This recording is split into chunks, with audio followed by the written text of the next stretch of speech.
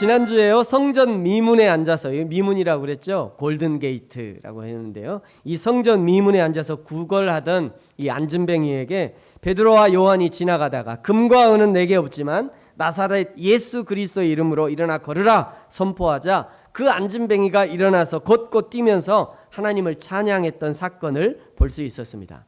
이스라엘 남자들은요, 평생에 성전에 올라다니면서 기도하는 그런 습관이 있었는데 그렇게 해야 되는데요, 이 베드로와 요한도 평생에 성전에 올라다니면서 그날 처음으로 이 구걸하는 사람을 본 거예요. 처음으로. 아니, 그 이전에도 봤겠죠. 근데 처음으로 드디어 관심이 간 거예요. 이 남자에게, 이 구걸하던 남자에게 드디어 처음으로 관심이 간 겁니다. 그날 처음으로 이 사람이 불쌍한 생각이 들고요, 그래서 그에게 무엇이라도 내가 주어야겠다 생각해서 발걸음을 그 사람에게 옮긴 것이죠. 여러분, 왜 평생 한 번도 그런 생각이 안 들다가 그날은 유별나게 이런 불쌍한 생각이 들었을까? 지난주에 이제 왜 들었는가에 대해서 한번 생각해 봤는데요. 왜 들었습니까? 성령 충만해지니까. 성령으로 충만해지고 나니까 이 사람이 불쌍히 여겨진 거예요. 성령 충만하니까, 하나님의 마음으로 충만해지고 나니까, 하나님의 은혜로 충만해지고 나니까 드디어 그 사람이 눈에 들어오고요, 그 사람이 불쌍한 생각을 두고 평생 무시하고 그 길을 지나다녔는데 이제는 더 이상 무시할 수 없는 하나님이 창조하신 소중한 사람으로 보여지게 된 거예요. 문제는요, 내가 성령 충만하냐 그렇지 못하느냐에 있는 것입니다. 내가 성령으로 충만하면 세상의 모든 것에서 하나님의 손길을 발견하게 되는 거예요. 로마서 1장 20절 말씀합니다. 창세로부터 그의 보이지 아니하는 것들 곧 그의 영원하신 능력과 신성이 그가 만드신 모든 만물에 분명히 보여 알려졌나니. 하나님의 모든 신성, 하나님의 능력과 신성이 하나님이 만드신 모든 만물에 분명히 보여져 알게 됐대요. 그러므로 핑계하지 못할 것이다 말씀합니다. 여러분, 저 하늘을 보면서 하나님의 높고 위대하심을 발견하는 것입니다. 저 풀에 있는 저 풀의 꽃들을 보면서 창조주 하나님의 놀라우신 손길을 발견하는 거예요. 여러분, 이 꽃이 되게 큰 것 같잖아요, 이렇게. 근데 이거요, 눈꼬마 새끼손가락 한 4분의 1만 할까요, 저 꽃이? 저도 저 꽃을 봄에 제일 먼저 피는 꽃이라 되게 좋아하는데요, 이 꽃을 자세히 들여다보면요, 기가 막혀요. 얼마나 세상에 이 작은 꽃에 있을 건 다 있어요. 작은데. 그런 거를 보면서 와, 우리 하나님이 도대체 어떻게 이런 걸 만들었을까? 그 안에서 하나님의 창조의 손길을 발견하는 겁니다. 저 하늘을 날아다니는 저 새들을 보면서 말이죠, 저 참새 한 마리도 굶기지 아니하시는 하나님의 공급하심과 하나님의 보호하심을 보게 되는 거예요. 비록 미문에 앉아서 찌그러지고 더럽고 냄새나고 하나님의 저주를 받았고 도무지 인생에 도움이 안 될 것 같은 그 사람 말이죠. 그 사람이 성령으로 충만해지니까 하나님의 사람으로 보여지는 거예요. 하나님의 계획을 품고 있는 사람으로 보여지는 것입니다. 그 사람을 통해서 하나님의 놀라운 일을 할 것을 드디어 믿음의 눈으로 보여지게 되는 거예요. 그래서 베드로와 요한이 손을 내민 거죠. 손을 내밀어서 그의 오른손을 붙들고 그가 일어날 수 있도록 힘을 전달한 것입니다. 여러분, 저와 여러분 지난 한 주간 혹시 어떤 사람의 손을 붙잡아 주셨습니까? 여러분, 혹시 어떤 사람의 손을 붙잡아 주셨습니까? 혹시 내밀치진 않으셨습니까? 아이, 넌 안 돼. 넌 글렀어. 넌 희망이 없어. 너는 더 이상. 그러면서 그냥 저주를 퍼붓지는 않으셨습니까? 여러분, 누가 성령 충만한 사람입니까? 풀한 포기 속에서 하나님의 은혜를 발견할 수 있는 사람이, 그 사람이 성령 충만한 사람입니다. 나무 한 그루, 구름 한 점에서 하나님의 역사하심을 발견할 수 있다면 그 사람은 분명 성령 충만한 사람일 것입니다. 스쳐 지나가는 사람들 속에서도 그 사람의 눈 속에서 이제 하나님의 계획을 품은 사람으로 보여지고 생각되어질 때 그 사람은 분명히 성령 충만한 사람일 것입니다. 어제까지만 해도 말이죠, 왼수 같은 사람이, 왼수처럼 보이던 사람이 이제 하나님의 계획을 품은 사람으로 보여지고 생각되어지고 이제 사랑할 수밖에 없는, 사랑을 느낄 수밖에 없는 그런 사람으로 느껴진다면 그 사람은 분명 성령 충만한 사람일 것입니다. 여러분 고린도전서 13장을 아시죠? 고린도전서 13장 사랑장 아닙니까? 사랑장. 이 사랑장을요 성령 충만의 장이다 이렇게 해도 별 무리가 없을 것 같아요. 여기 사랑은 오래 참고 사랑은 온유하며 이 사랑을 말이죠 성령 충만으로 바꿔 읽으면 뜻이 분명해집니다. 저와 여러분이 같이 한번 읽어보겠습니다. 제가 저 파란 것만 읽을게요. 제가 저 파란 글씨를 읽을 테니까 여러분은 까만 글씨만 읽으십시오. 잘 안 보이시면 그냥 듣기만 하셔도 돼요. 제가 파란 글씨를 읽겠습니다. 여러분 잘 보이시면 큰 소리로 읽어주세요. 제가 파란 글씨 읽을게요. 성령 충만은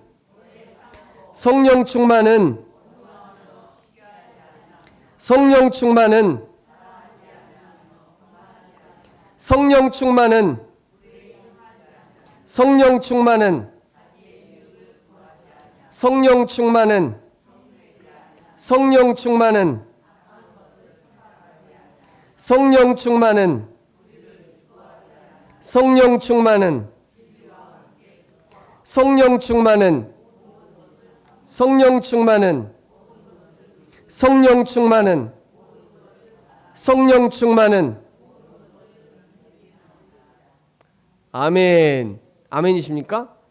여러분 여기서 얘기하고 싶은 게 어떤 것이냐면요. 성령 충만이란 곧 사랑 충만이다. 이것을 얘기하고 싶은 거예요. 성령 충만하니까 이전에 사랑하지 못했던 사람이 눈에 들어오는 것이고요. 이전에 발견하지 못했던 것을 발견하게 되는 거예요. 성령 충만이 곧 사랑 충만입니다. 사랑하는 성도 여러분, 저와 여러분이 성령 충만의 은혜를 입어서 풍성한 사랑의 열매를 맺게 되기를 축복합니다. 이렇게 성령 충만한 베드로와 요한이 성전 미문의 안진뱅이를 예수 그리스도의 이름으로 일어나서 걷게 하자요. 오늘 본문 11절에 보니까 나은 사람이 베드로와 요한을 붙잡았어요. 그냥 못 가게 붙잡은 거예요. 이게 뭔 일인가 하고 베드로와 요한을 얼른 붙잡은 거죠. 붙잡고는요 백성들이 크게 놀라서 솔로몬의 행각이라는 곳으로 데리고 갔습니다. 몰고 간 거죠. 베드로와 요한을 몰고 간 거예요. 데리고 간 거예요. 우리 좀 이렇게 붙들어 간 겁니다. 왜 여기에 모여들었냐면 이 사람들이 왜 솔로몬 행각이라는 곳에 다 모여들었냐면요. 너도 나도 베드로와 요한이 안진뱅이에게 행한 이 기적을 체험하고 싶은 거예요. 평생 안진뱅이로 있던 사람이 나았으니 나도 이제 나올 수 있겠구나. 나도 저 기적을 한번 경험해 봐야겠다 라고 희망을 품고 베드로와 요한을 그리 데리고 간 겁니다.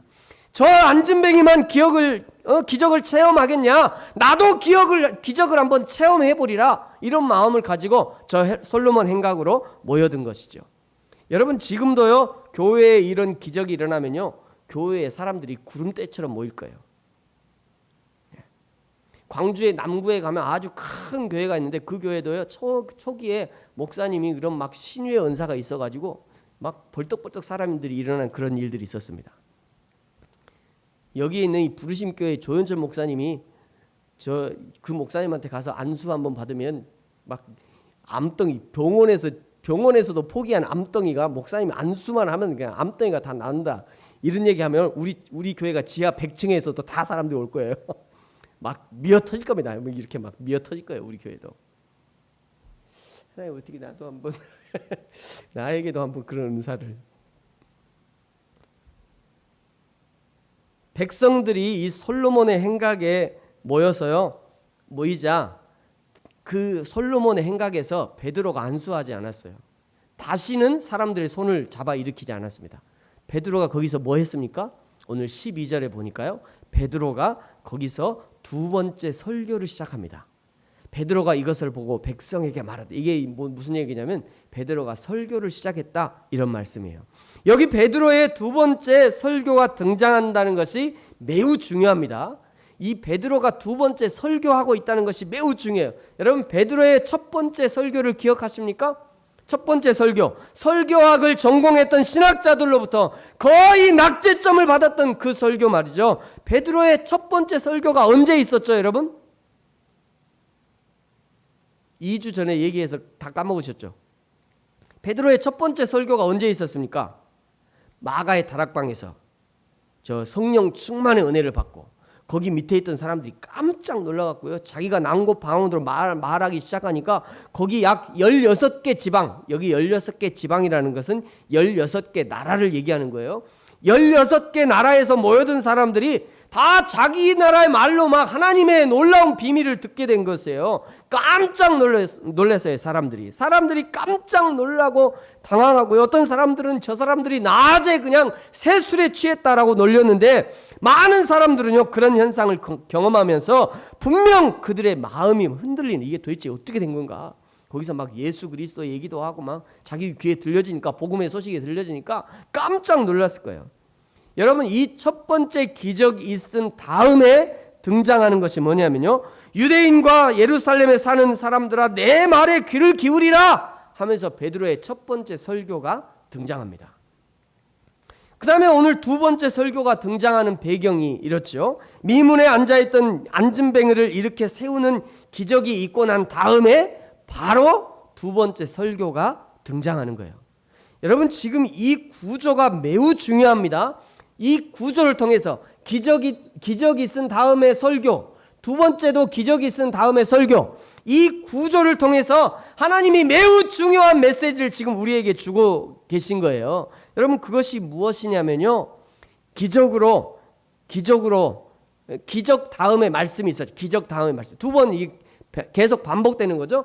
첫 번째 기적이 있은 다음에 말씀이 있고, 그 다음에 또 기적이 있은 다음에 또 말씀하셨어요. 이 구조를 통해서 하나님이 매우 중요한 메시지를 우리에게 주시는데요, 그 메시지가 뭐냐면 기적으로 살지 말고 말씀으로 살으라, 이런 의미입니다.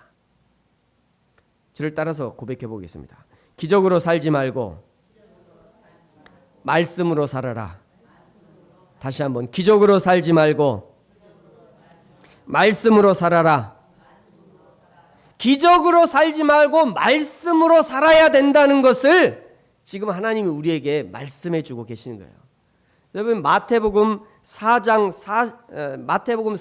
가면요, 예수님께서 40일 금식하신 후에 그 기적을 일으켜서 예수님께 그냥 악한 사단 마귀가 와가지고, 시험하는 자 마귀가 와가지고 예수님께 기적을 일으켜서 너의 배를 한번 채워봐라 라고 유혹하는 이 사단이요, 그 사단과 그 유혹을 물리치시는 그 예수님의 기사가 기록되어 있죠.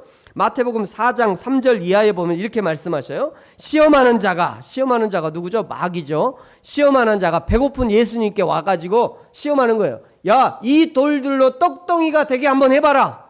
이 돌을 네가 한번 떡덩이가 되게 해봐라. 그래서 너 배고프니까 그거 먹고 살아봐라. 이 얘기가 무슨 얘기예요? 너도 한번 기적을 일으켜봐라, 이런 얘기예요. 그랬더니 예수님께서 4절에서 떡으로만 살 것이 아니요 하나님의 말씀으로 살 것이니라, 이 말씀으로 이 사단 마귀의 계략을 물리쳤죠. 첫 번째 시험에서는 돌을 가지고 떡을 만드는 것, 두 번째에서는 성전 꼭대기에서 뛰어내리는 것, 세 번째에서는 네가 나에게 절하면 이 천하 만국을 너에게 주겠다, 한순간에 너에게 다 주겠다, 이런 얘기입니다. 한순간에 다 주겠다, 이렇게 속이는 거죠. 사단 마귀가요 가장 좋아하는 것이 뭐냐면 기적입니다. 사단 마귀가 가장 잘 사용하는 것이 이 기적이에요.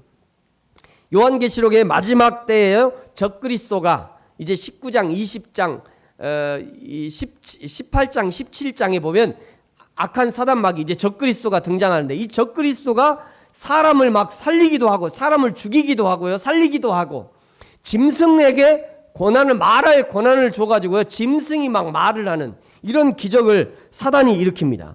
여러분, 왜 오늘 여기 사단이요, 마태복음 4장에서 왜 사단이 이 3번이나 똑같은 이런 유혹을 하느냐면요, 예수님 너도 기적으로 한번 살아라, 이렇게 유혹하는 거예요. 기적으로 한번 살아보라고. 예수님에게 말이죠. 악한 사단이 말이죠. 기적으로 한번 살아보라고. 여러분, 근데요, 가만히 생각해 보면 저와 여러분이 살아가는 모든 삶이 사실은 기적 같은 삶이에요. 기적이 따로 있는 게 아니라니까요. 저와 여러분이 살아가는 모든 것이 사실은 우리가 기적 속에 살고 있어요. 여러분, 사람이 살아있으니까 그냥 먹습니까? 사람이 살았으니까 그냥 먹는 게 아니에요. 살아있지만 이 턱관절이 움직여야 씹고 이 이가 있어야 씹는 거지. 만약에 턱관절이 안 움직이고 이가 없으면 어떻게 씹냐고요. 먹을 것이 있어도 먹을 수가 없는 거예요. 그럼 내가 오늘 먹고 있는 거 이게 기적이에요, 여러분. 이게 기적이지 뭐가 기적입니까? 옷이 있으니까 그냥 입습니까? 아니요. 옷 아무리 좋은 옷이 있어도 팔도 못 껴갖고 못 입는 사람이 수두룩해요. 병원에 가보세요. 네? 냉장고에 시원한 음료수 있으니까 그냥 꺼내서 벌컥벌컥 마시면 됩니까? 아니요. 냉장고 있는 게 기적이라니까요. 냉장고 있는 게 기적이고요. 거기 음료수가 있는 게 기적이에요. 그러니까 가만 생각해보면 우리는 다 사실은 기적 속에 살고 있어요. 한마디로 저와 여러분이 살아가는 모든 일상이 기적이라는 것이에요. 날마다 기적을 살면서 그런데도 계속 기적을 바라보고 살면 그는 하나님이 원하는 삶이 아닙니다. 날마다 기적을 살면서 더 큰 기적을 바라고 살아요? 그건 하나님이 원하는 삶이 아니에요. 그러면 우리는 어떻게 살아야 되냐? 마태복음 6장 33절 말씀합니다. 같이 한번 읽어보겠습니다. 시작. 그런즉 너희는 먼저 그의 나라와 그의 의를 구하라. 그리하면 이 모든 것을 너희에게 더하시리라. 아멘. 눈만 뜨면 기적이 널려 있어요. 그러니 더 이상 기적 구하지 말고 이제는 하나님 나라를 구하며 살아야 합니다. 하나님의 의를 구하며 살아야 합니다. 어떻게 하면 하나님의 영광을 위해 살까? 어떻게 하면 하나님의 나라를 위해서 살까? 어떻게 하면 하나님의 몸된 예수 그리스도의 몸된 교회를 위해 살까? 그것을 고민하며 살아야 되는 거예요. 그래서 말이죠. 2번이나 반복해서 이 이야기를 하는 것이에요. 2번이나 반복해서. 너희가 기적으로 살지 말고 하나님의 말씀으로 살아라. 기적 의지하지 말고 하나님의 말씀 의지하고 살아라. 이 얘기를 지금 하고 싶은 것입니다. 그러므로 사랑하는 성도 여러분, 날마다 기적 보고 살지 말고 하나님의 의를 구하고 하나님의 나라를 구하고 주님의 몸된 교회를 세워가고 섬기는 영광스러운 삶을 사는 저와 여러분이 되어지기를 축복합니다. 이제 마지막으로요, 베드로가 뭐라고 설교했는지 베드로의 설교의 내용을 잠깐 살펴보겠습니다. 첫 번째, 오순절 성령 충만 이후의 설교는요, 한마디로 호통설교였죠. 호통설교. 네가 죽였다 이래가지고 너희들이 예수를 죽였다, 호통을 쳤죠. 오늘 두 번째 설교는 어떤지 한번 살펴볼까요? 오늘 13절에 보니까요, 그의 종 예수를 너희가 그 앞에서 거부하였다. 너희 그 종이 하나님이 그 종 예수를 영화롭게 하셨는데 너희가 그를 넘겨주고 빌라도가 놓아주기를 결의한 것을 너희가 그 앞에서 거부했다. 예수님을 너희가 못 놓아주게 했다, 이런 얘기죠. 14절, 너희가 거룩하고 의로운 일을 거부했다. 너희가 거부했다 얘기하는 거죠. 그러면서 15절, 생명의 주를 너희가 죽였다. 무슨 얘기냐면 첫 번째 설교나 두 번째 설교가 똑같다는 거예요. 여전히 호통설교고요, 여전히 직설적인 설교를 하고 있습니다. 그러나 하나님이 죽은 자 가운데서 그를 살리셨으니 우리가 이 일의 증인이라. 무슨 얘기입니까? 예수 그리스도의 죽음과 부활을 증거하고 있습니다. 그러면서 16절에 보니까요, 이 안진뱅이를 가리키면서 예수의 이름을 믿음으로 완전히 낫게 되었다. 이 사람이 성하게 됐다. 그 이름, 예수의 이름을 믿음으로 이 사람을 성하게 하셨다. 예수님이 이 사람을 고쳐주셨다 라고 말하시는 거죠.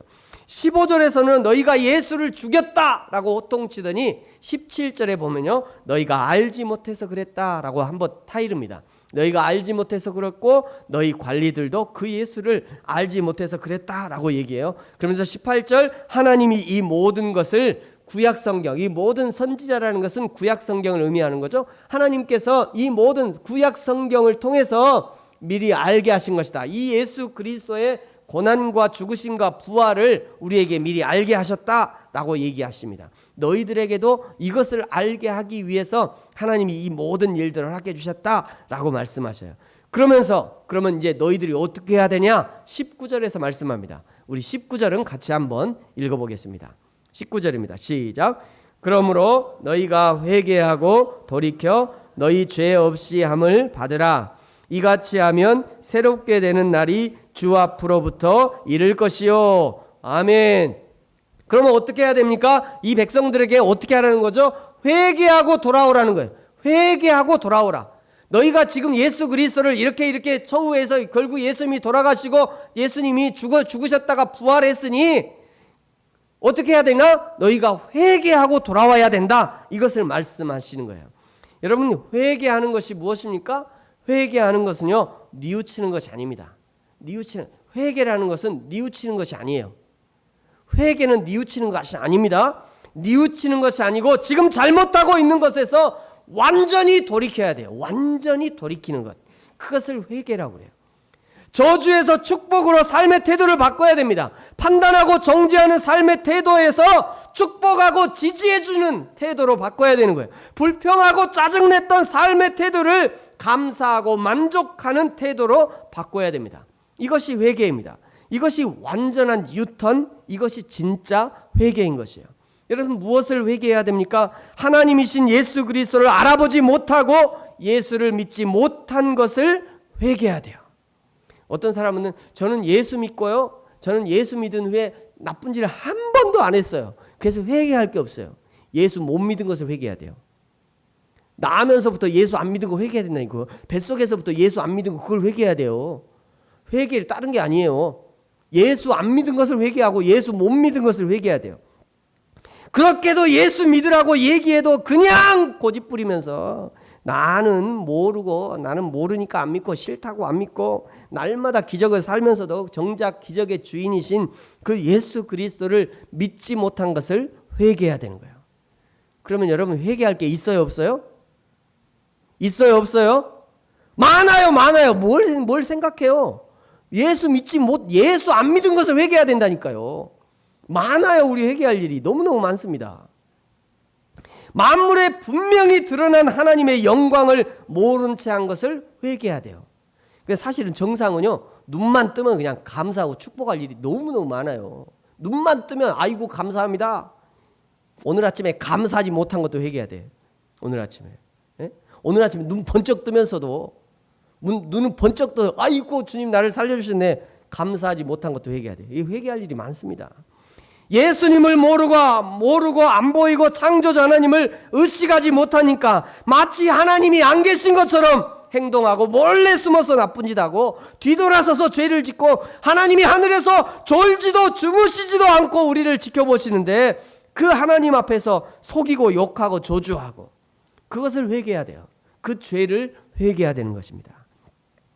자신은 하나님이 사랑하신다, 자신은 하나님이 사랑한다 하면서도 나를 위해 십자가를 지셨고 나를 좋아하시고 그러면서 하나님이 나를 사랑하신 것에 감격하면서도 다른 사람을 향한 하나님의 사랑은 무시하고 다른 사람을 향한 하나님의 사랑을 몰라보고 오히려 하나님이 사랑하시는 그 사람을 향해서 사랑하기는커녕 저주하고 말이죠.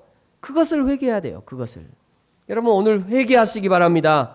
지금 당장 무릎을 꿇고 납작 엎드려서 회개해야 될 일이 너무너무 많아요. 예? 올지 안 올지 모르는 내일 회개하겠다고 내일 회개하지 내일로 미루지 마세요. 내일이 올지 안 올지 아무도 몰라요. 아무도 몰라요. 아무도 모릅니다. 아무도. 지난 주 중에 젊은 청년이 하나를 우리가 이렇게 보냈는데 어떻게 알았어요? 아무도 몰라요. 아무도 몰라요. 하나님이 오늘 우리에게 기회를 주실 때 회개하고 여러분 하나님의 사람이 되셔야 됩니다. 올지 모르는 내일 회개하겠다고 내일로 미루지 마세요. 내일은 사랑할 거야? 아니, 오늘 하세요. 오늘. 내일 사랑하지 말고 오늘 하세요. 오늘. 내일은 용서할 거야? 아니, 오늘 하세요. 오늘. 여러분, 그래야 새롭게 되는 날이 주 앞에서 이를 것이다 말씀합니다. 새롭게 되는 날이. 회개해야 새 사람이 되는 것입니다. 고린도후서 5장 17절 말씀하죠. 보라 새 것이 되었도다. 보라 새 것이 되었도다. 이 새 것이 되는 것 회개하는 사람이 것입니다. 회개하는 사람이 새롭게 되는 거예요. 회개한 사람만 새롭게 되고 새 사람이 되는 것입니다. 하나님이 오늘 회개할 기회를 주실 때 그때 회개해야 돼요. 마음의 부담감을 주실 때, 마음의 찔림을 주실 때, 회개할 마음을 주실 때 그때 회개하는 그것이 하나님의 방법이고 그것이 하나님의 기회인 것입니다. 이제 말씀을 마치겠습니다. 베드로가 두 번째 설교를 했습니다. 미문에서 앉아있던 그 앉은뱅이를 일으킨 후에 설교를 시작했습니다. 이전에 성령 충만 사건 이후에도 설교를 했습니다. 왜 이런 구조로 말씀하시느냐면 사람이 기적으로 사는 것이 아니라 하나님의 말씀으로 살아야 한다는 것을 보여주고 있는 것입니다. 사랑하는 성도 여러분, 날마다 살아계신 하나님의 말씀 앞에 정직하게 나를 비춰보고 내가 하나님의 말씀대로 살고 있는지를 점검하고 그리하여 날마다 오직 말씀이 나를 이끌어 가시도록 순종해야 되는 것입니다. 여러분, 회개해야 합니다. 말씀대로 살지 못한 것을 회개하고 하나님을 믿지 못한 것을 회개해야 되고 더 충성스럽게 믿지 못한 것을 회개하고 하나님의 나라와 그의 의를 구하면서 살지 못한 것을 회개해야 됩니다. 회개하고 우리의 죄가 씻어질 때 비로소 새 사람이 되는 것이고요, 하나님이 예비하신 풍성한 은혜를 경험하고 누릴 수 있게 되는 것입니다. 저와 여러분의 인생이 날마다 새롭게 되는 축복을 누리는 인생이 되어지기를 예수님의 이름으로 축복합니다. 기도하겠습니다.